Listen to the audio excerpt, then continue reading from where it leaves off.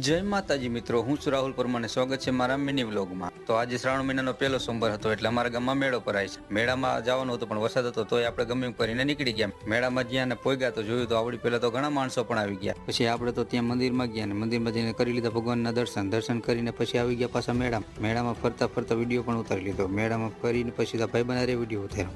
મેળામાં તો આખું ગામ પણ આવી ગયું હતું. પછી તો હું આપણે ફરીને થાક્યા એટલે નીકળી ગયા ઘર તરફ જવા. ઘરે પોગી ગયો તો ભાઈબંધનો પાછો ફોન આવ્યો કે આપણે બીજા ગામે મેળામાં જવાનું.